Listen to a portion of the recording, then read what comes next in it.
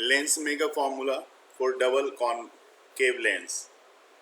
Double concave lens के लिए lens maker formula यहाँ पे आप देखोगे,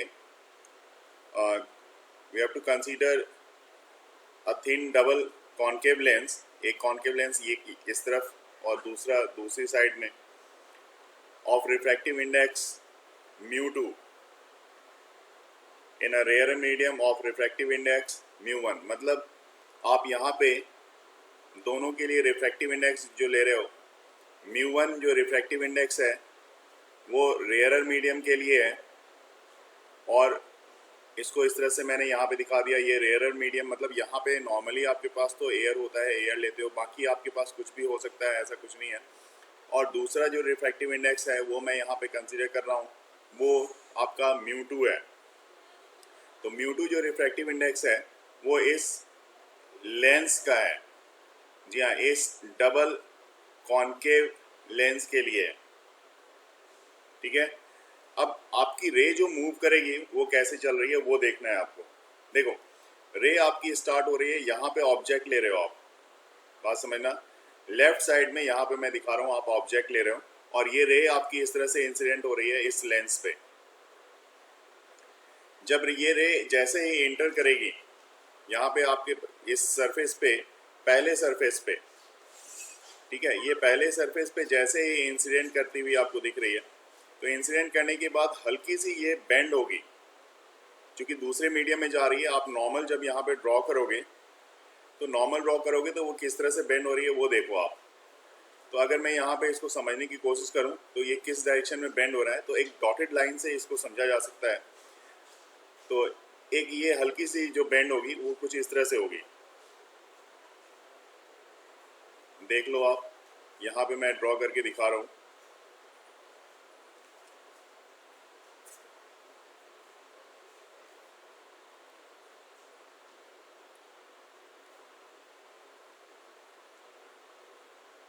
ताकि यहाँ से आपको एक रे जो है बिल्कुल स्ट्रेट आपको दिखे कि ये रे स्ट्रेट जा रही है। ठीक है ना, आपको ये दिखेगा कि ये रे जो जा रही है वो स्ट्रेट जा रही है।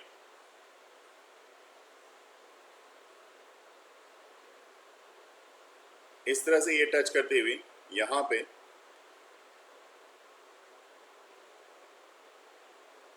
देख सकते हो आप। इसका मतलब यहाँ पे जो रे होगी हल्की सी बेंड होगी। बेंड करता हुआ मैं दिखाता हूँ यहाँ पे तो आपको ज़्यादा क्लियर लगेगा। तो अगर मान लो यहाँ पे बेंड करता हुआ कैसे दिखा रहा हूँ मैं, ये देखो, ये हल्का सा इस डायरेक्शन में बेंड हो गया, तो ये बेंड हो गया तो ये यहाँ तक चला गया। ठीक है, ये हल्का सा बेंड हो गया इस डायरेक्शन में, इस तरफ। अब इसी को जब पीछे की तरफ आप प्रोड्यूस करोगे तो ये रे आपको लगेगी कि ये रे यहाँ से इस जगह से आ रही है। मतलब एक कॉमन सी ये रे लगेगी, यहाँ से यहाँ तक की एक कॉमन रे लगेगी, ले ये आपको यहाँ पे। इसका मतलब पहला जो आपको डेविएशन दिख रहा है, रिफ्रैक्शन एक मीडियम से दूसरे मीडियम में जाने पे, ये इस तरह का है जो कि आपको, जिसकी इमेज आपकी पहले सरफेस, रिफ्रैक्टिंग सरफेस के कारण जो इमेज बनेगी वो I1 पे बनेगी। ये आपका ऑब्जेक्ट है और इसको एरो मार्क से भी दिखाना है आपको, सबको एरो मार्क से दिखाना है। मैं अभी और एरो मार्क से हर किसी को दिखाऊंगा यहाँ पे। तो यहाँ पे मैं दिखाता हूँ, यहाँ पे रेड कलर से मैं एरो मार्क यहाँ पे दिखाना चाहूँगा। ये वाला जो है ये ओरिजिनल रे है और ये एक इमेजनरी है, डॉटेड लाइन से इसको मैं दिखाऊंगा। तो ये डॉटेड लाइन से जाएगा और जब ये बाहर निकलेगा, यही रे जब बाहर निकलेगा, बाहर इस तरह से निकलेगा, तो फिर से सेम मीडियम में वो वापस आएगा। और जब बाहर निकलेगा तो उसको कैसे देखोगे आप, तो अब जो है ये यहाँ से इस पॉइंट से इस डायरेक्शन में इस तरह से होता हुआ जाएगा। और इसी को जब पीछे की तरफ मैं प्रोड्यूस कर दूँ, यहाँ पे देखो ये इस तरफ जा रहा है, इसी को जब मैं पीछे की तरफ प्रोड्यूस कर दूंगा तो आपको ऐसा लगेगा it seem to be join at the principal axis on at a point I2। यहाँ पे इसकी इमेज जो बनेगी, तो I2 की जगह पे मैं I2 नहीं लेके यहाँ पे फाइनल इमेज बन रही है चूँकि, इसलिए यहाँ पे मैं I कंसीडर कर रहा हूँ। ठीक है, ये I कंसीडर कर दिया। जो रे बिल्कुल इस प्रिंसिपल एक्सिस के स्ट्रेट जाएगी, बिल्कुल सीधी जाएगी, वो अनडेविएटेड होगी, वो इस तरह से चली जाएगी, बिल्कुल अनडेविएटेड, इसमें कोई चेंजेस नहीं आना है। तो ये अनडेविएटेड रहेगी रे। यहाँ पे we have to consider that let P1 and P2 be the poles and R1, poles ये हो गया, तो R1 इसका radius of curvature of this side, R1 and R2 of this portion, radius of curvature of right side, radii of curvature of two surfaces. कौन से surfaces की radii है? तो इसकी radius of curvature जो होगी x1p y1, x1p y1 की radius of curvature होगी R1. यहाँ पे मैं लिखता हूँ, यहाँ पे x1p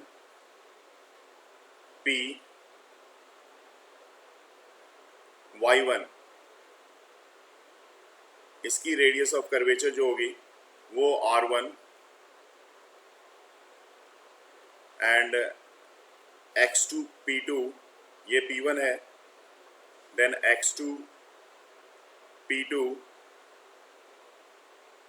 y2, the radius of curvature of this portion. देखो आप, ये वाला जो पोर्शन है ये इस तरह का बन रहा है, इस तरफ इसका जो रेडियस ऑफ कर्वेचर होगा, तो ऑब्वियस सी बात है इसका रेडियस ऑफ कर्वेचर इस तरफ बनेगा. इसको आप यहाँ से यहाँ तक का रेडियस ऑफ कर्वेचर, इसके लिए आप R2 लिखोगे तो ये R2 बनेगा आपके यहाँ पे. तो इस R2 को मतलब आप दूसरे वाले पोर्शन को क्या दिखा रहे हो, x2, ये x2 है, P2 है और ये y2. तो x2 P2 y2, radius of curvature of this side is R2. ठीक है. और consider a point object O is situated on the principal axis of lens and a ray of straight line, this ray O to A, यहाँ पे मैं एक consider कर देता हूँ O to A, a ray of straight जो light है starting from O and travelling along the principal axis falls on the surface x1p y1, x1p y1, this one, ये जो रे आ रही है ये इस पे फॉल्स होती है and passes undeviated. Another incident ray strikes x1p y1, ये तो दूसरा जो है x1, देखो यहाँ पे x1p1 y1 जो A पे इंसिडेंट हो रहा है, एक अनडेविएटेड रे है जो यहाँ से जा रही है इस तरफ बिल्कुल स्ट्रेट, यहाँ पे मैंने दिखाया है स्ट्रेट जा रही है. मैं फिर से यहाँ पे दिखा देता हूँ, देखो ये जो स्ट्रेट जा रही है ये वाली, ये अनडेविएटेड है. ठीक है. और दूसरी रे जो जा रही है जो A पे स्ट्राइक कर रही है, इस पॉइंट यहाँ पे देख रहे हो आप, इस पॉइंट पे यहाँ पे स्ट्राइक करती हुई रे है. तो ये रे जो है ये डेविएट होगी, ये रिफ्रैक्ट हो रही है किस डायरेक्शन में, तो A से B के डायरेक्शन में, इस पॉइंट से A से B के डायरेक्शन में ये रिफ्रैक्ट हो रही है, A to B. Therefore the first surface x1p y1 y1 forms virtual image on the principal axis at point I1. As refraction occurs from later to denser medium, जैसे ही ये refraction आपका denser medium में जा रहा है, rare medium आपका कौन सा है, तो ये आपका रेयरर मीडियम है और दूसरा आपका यहाँ पे क्या है अंदर में, ये डेंसर मीडियम है. जैसे ही डेंसर मीडियम में जा रहा है तो ये रिफ्रैक्शन आपको देखने को मिलता है. इस केस में आपके पास जो फॉर्मूला आएगा वो फॉर्मूला देखो, वो formula refraction through spherical surface के बेसिस पे जो फॉर्मूला आपके पास आ रहा है वो फॉर्मूला यहाँ पे मैं लिख रहा हूँ. देखो ये फॉर्मूला क्या होगा, ये होगा माइनस μ1, इस तरफ मैं लिख देता हूँ लेफ्ट साइड में क्योंकि लेफ्ट साइड से रे आ रही है, तो पहले लेफ्ट साइड के लिए बात कर लेता हूँ. Minus μ1 by u plus μ2 upon में v1 इक्वल टू, जो फॉर्मूला आपके पास आएगा this one is equal to μ2 minus μ1 upon R1. ये फॉर्मूला आपके पास आएगा. अब क्या क्या चीज़ है इसमें वो भी देखने वाली बात है, क्योंकि ऑब्जेक्ट डिस्टेंस क्या है, इमेज डिस्टेंस क्या है वो देख लेते हैं यहाँ पे. तो ऑब्वियस सी बात है, यहाँ पे जो आपने ये डिस्टेंस लिया हुआ है, देखो ये जो डिस्टेंस है इस पॉइंट से इस पॉइंट तक की, P1 तक की, P1 क्या, इसके सेंटर पे चले जाओ, वहाँ तक की डिस्टेंस हमें देखनी पड़ेगी। तो O से इस पॉइंट तक की डिस्टेंस, जो ये कलर है यहाँ पे, इस पॉइंट तक की डिस्टेंस, इसको आप बोलोगे ये पॉइंट यहाँ पे मैं C मान लेता हूँ। तो ये है U, ऑब्जेक्ट डिस्टेंस, ठीक है।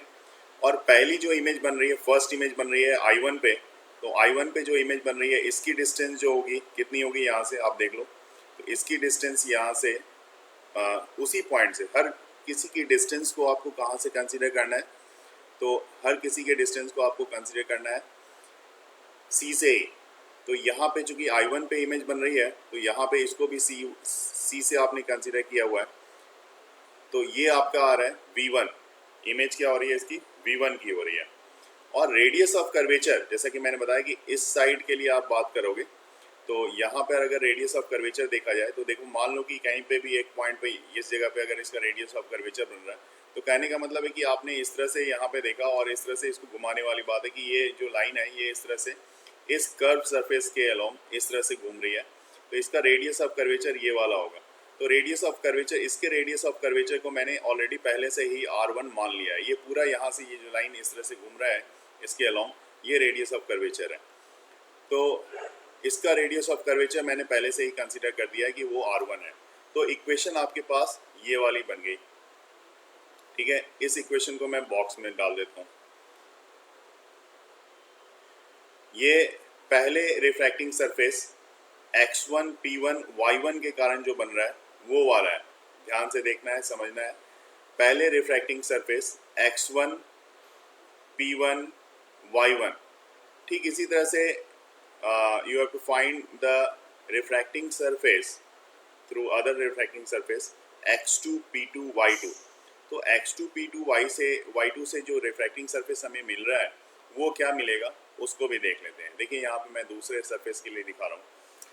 तो इसके लिए क्या है, इसके लिए देखो इमेज कहाँ बन रही है, फाइनल इमेज आई पे बन रही है, ठीक है। फाइनल इमेज कहाँ बन रही है, आई पे बन रही है। फाइनल इमेज की जो डिस्टेंस है उसको किससे रिप्रेजेंट करोगे, तो उसको मैं यहाँ पे ये जो फाइनल इमेज की डिस्टेंस है इसको सेंटर से लेना है और इसको V से मैं रिप्रेजेंट कर रहा हूँ। यहाँ पे आप देखो, इसको मैं V से रिप्रेजेंट करूँगा, ठीक है। ये V से मैंने रिप्रेजेंट कर दिया। और अब चूंकि ये रे यहाँ से बाहर निकल रहा है ना, और मटेरियल लेंस की कंटिन्यूस नहीं है। कंटिन्यूस कहने का मतलब ये हो गया दोनों का जो रेडियस ऑफ कर्वेचर है R सेम नहीं है ना। रिफ्रैक्टेड रे, अब जो रिफ्रैक्टेड रे AB है, यहाँ पे आप देख रहे हो जो AB रिफ्रैक्टेड रे है ना, suffers another refraction at B point से दूसरे रिफ्रैक्शन में ये जा रहा है, मतलब मीडियम इसकी चेंज हो रही है। फिर से ये कहाँ पे आ रहा है, फिर से ये μ1 में आ रहा है, फिर से ये μ1 में आ रहा है।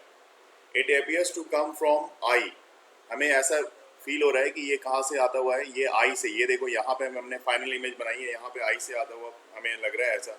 सो I is the final virtual image of the point O of this object. This object will makes the final image at point I, which is at a distance V from C. Now I1 acts as a object. इस बार I1 जो है आपका, ये I1 जो है ये object की तरह प्रिटेंड करेगा, ठीक है। तो अब इसके लिए जो हमारे पास इक्वेशन बनेगी, इसमें जो कुछ चेंजेस होगी, therefore the relation between the object and distance, image distance जो रिलेशन होगी, वहाँ पे आपको क्या देखना है वो देखो आप। मैं यहाँ पे लिख रहा हूँ, आप क्या क्या चेंजेस कर सकते हो ये देखो आप। Now the equation will be minus μ2 upon V1 plus μ1 upon V, and this one is equal to μ1 minus μ2 upon R. अब देखो एक सिंपल वे में इसको समझेंगे, ये आर मतलब यहाँ पे रेडियस ऑफ कर्वेचर R2 का, जो कि X2, P2 और Y2 के लिए है। अब यहाँ पे समझना है आपको, देखो क्या समझना है मैं बता दूं। पहले किस मीडियम से किस मीडियम में गया, ये चीज देखो। पहले μ1 से μ2 में गया था, मीडियम किस में गया था, μ1 से μ2 में गया था। तो आपने क्या लिखा है यहाँ पे, जब ये μ1 से μ2 में जा रहा है, रे कहाँ से कहाँ जा रहा है, μ1 से μ2 में जा रहा है, ठीक है। तो आपने क्या लिखा है यहाँ पे, μ2 माइनस μ1, ठीक है। फाइनल वाले का पहले लिखा, ये फाइनल वाले का है पहले लिखा आपने। लिखने का तरीका मैं बता दूं ताकि ये आसान हो जाएगा आपके लिए। और उसके बाद इनिशियल को माइनस कर दिया, तो फाइनल माइनस इनिशियल। उसके बाद देखो यहाँ पे जो आपने लिया है माइनस μ1 बाई यू, ठीक है, minus μ1 by u plus μ2 by v1, क्योंकि इमेज कहाँ बन रही थी, v1 पे। अब जो आप देखो यहाँ पे, आप क्या क्या इसमें एक चीज़ देख सकते हैं यहाँ पे कि कैसे दोनों में सिमिलरिटी देखी जा सकती है। तो देखो जहाँ पे आपने u लिया है, ठीक है, ये u लिया है यहाँ पे। इस बार u कौन किसकी तरह बिहेव कर रहा है, तो यहाँ पे u जो है v1 को रिप्रेजेंट कर रहा है। तो दूसरे वाले इक्वेशन में ये u जो है ये v1 को दिखा रहा है यहाँ पे। देखो आप ध्यान से देखोगे, क्योंकि मैंने बताया अभी आपको, ये जो v1 है, जो इमेज यहाँ पे बन रही है, ये देखो आप यहाँ पे I1 पे, तो ये v1 की तरह बिहेव कर रहा है। और ये जो v1 है ये क्या बताता है, ये बताता है आपको कि दूसरे मतलब फाइनल इमेज के लिए जो है ये ऑब्जेक्ट की तरह, फाइनल इमेज जो है ये फाइनल इमेज के लिए ये ऑब्जेक्ट है। मैंने आपको बता दिया है कि फाइनल इमेज के लिए ये जो है ये ऑब्जेक्ट है। तो इसके लिए ऑब्जेक्ट यहाँ पे, जहाँ पे आपने यहाँ पे लिया है u, तो यहाँ पे आपने लिया है v1। और इसके कारण यहाँ पे जो इमेज बनी थी, ये इमेज इसके कारण फर्स्ट केस में इमेज कहाँ बनी थी, तो I1 पे बनी थी। सेकंड केस में फाइनल इमेज कहाँ बन रही है, I पे बन रही है। तो I की डिस्टेंस कितनी है, v। तो जहाँ आपने v1 लिया है, ये देखो जहाँ आपने v1 लिया है वहाँ पे आपको क्या करना है, वहाँ पे आपको फाइनल इमेज के लिए v को डिसाइड करना है कि ये यहाँ पे फाइनल इमेज के लिए v आएगा। तो देखो आप यहाँ पे मैं इसके लिए फाइनल इमेज के लिए v को मैंने डिसाइड कर दिया है। इस केस में रेडियस ऑफ कर्वेचर R1 था, इस केस में रेडियस ऑफ कर्वेचर R2 है। इस केस में फाइनल में यहाँ पे मीडियम जो है, देखो यहाँ पे μ2 लिया है तो इसमें आप चेंज कर दो, μ1 लिया है तो यहाँ पे μ2 कर दो, यहाँ पे μ2 लिया है तो यहाँ पे μ1 कर दो, ये चेंजेस कर दो आप। फिर देखो यहाँ पे μ2 है तो यहाँ पे μ1 कर दो, यहाँ पे μ1 है तो μ2 कर दो। बस इतना सा चेंजेस आप कर दो, आपका दोनों इक्वेशन आपके साथ होगा और बड़ा आसान हो जाएगा उसके बाद आपका काम। तो इस तरह से जब कंपेयर करके देखोगे तो आपको और इजी लगेगा। नहीं तो इक्वेशन तो थोड़ा बड़ा होता है और कॉम्प्लिकेशन भी है इसको सॉल्व करने में। लेकिन अब क्या करना है, देखो दोनों ही पोर्शन को ऐड करना है, ठीक है, दोनों ही पोर्शन को हमें क्या करना है, ऐड करना है। इसको भी मैं बॉक्स में ले लेता हूँ। तो ये देखो, ये मैंने इसको भी बॉक्स में मैं डाल देता हूँ, क्योंकि अब हमारे पास दो इक्वेशन हो गया ना। तो ये एक इक्वेशन ये रह गया, तो इसको इक्वेशन 1 ले लेता हूँ मैं। ये इक्वेशन 1 हो गया और ये इक्वेशन 2 हो गया। दोनों को मैं ऐड कर लेता हूँ, एडिंग 1 एंड 2, क्योंकि दोनों को मिलाने पे ही आपका क्या बन रहा है, लेंस मेकर फॉर्मूला, ठीक है, एडिंग 1 एंड 2। तो अगले प्रोसेस में आते हैं, यहाँ पे ऐड कर लेते हैं।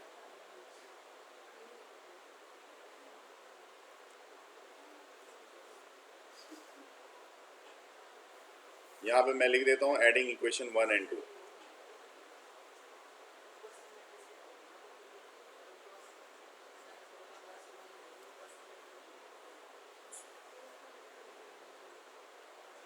और 1 एंड 2 दोनों को जैसे ही आप ऐड करोगे तो देखो क्या क्या आपको यहाँ पे लेना है। ये आपके पास आ जाएगा माइनस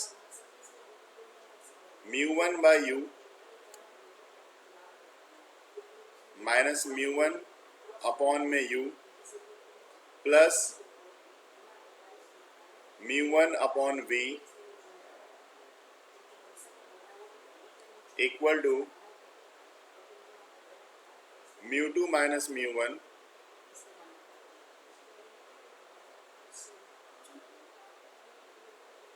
और ब्रैकेट में आ जाएगा 1 बाय, जब आप ऐड करोगे तब की मैं बात कर रहा हूँ, ब्रैकेट में आ जाएगा आपके पास 1/R1 माइनस 1/R2।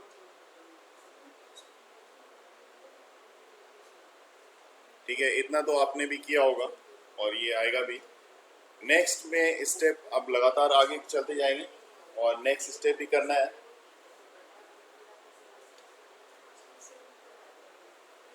तो देखो नेक्स्ट स्टेप में क्या करना है आपको,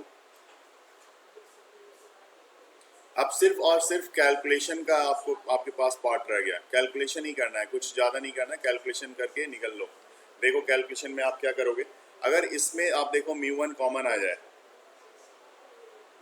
ठीक है, μ1 कॉमन आ गया तो आपके पास क्या बचेगा, पहले मैं इसको लेता हूँ 1/v माइनस 1/u, ये रहेगा आपके पास। और इधर आ जाएगा आपके पास वही चीज सेम, μ2 माइनस μ1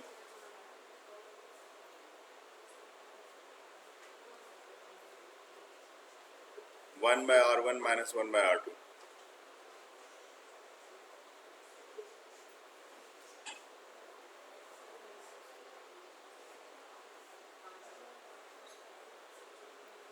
ठीक है, और फिर इसमें हम कर सकते हैं कि 1/v माइनस 1/u क्या होता है, तो ये तो 1/f हो जाता है ना। तो अभी मैं इसको ले लेता हूँ, अभी लिख देता हूँ 1/v minus 1/u, this one is equal to, इसमें आप करोगे μ2 बाय μ1 माइनस 1, ठीक है, और 1/R1 माइनस 1/R2।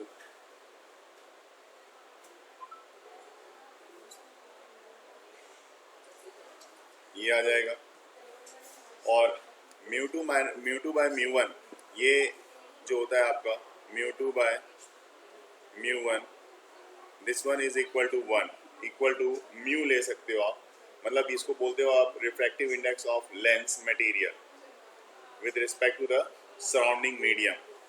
तो ये आपका आ जाएगा म्यू माइनस 1 और 1/R1 माइनस 1/R2।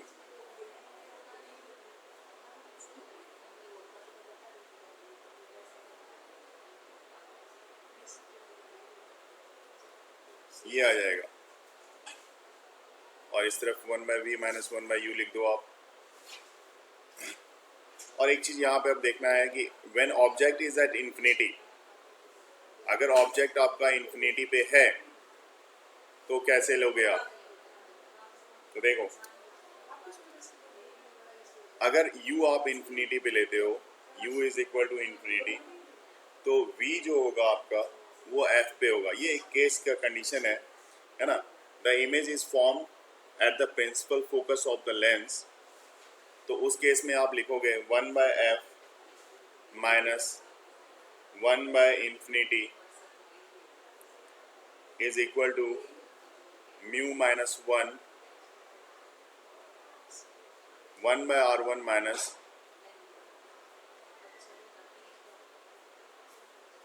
1/R2। तो लास्ट में ये हो जाएगा आपके पास 1/f equal to mu minus 1, जी हाँ, ये mu minus 1/R1 minus 1/R2।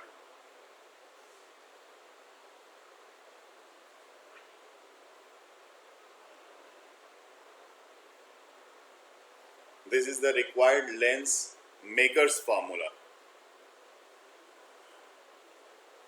ठीक है, तो डायग्राम और ये स्पेशली मैंने जो इक्वेशन दिखाया है वो दोनों इक्वेशन ही इम्पॉर्टेंट है, बाकी कैलकुलेशन बहुत इजी है, आप कर सकते हो। इसलिए मैंने यहाँ पे डायग्राम के साथ दोनों इक्वेशन को एक साथ दिखाने की कोशिश की थी यहाँ पे, ताकि इतना ही आपके लिए सफिशिएंट होगा। उसके बाद आप रैंडमली किसी भी चीज़ को यहाँ पे इसके रिजल्ट को निकालने में कैपेबल हो।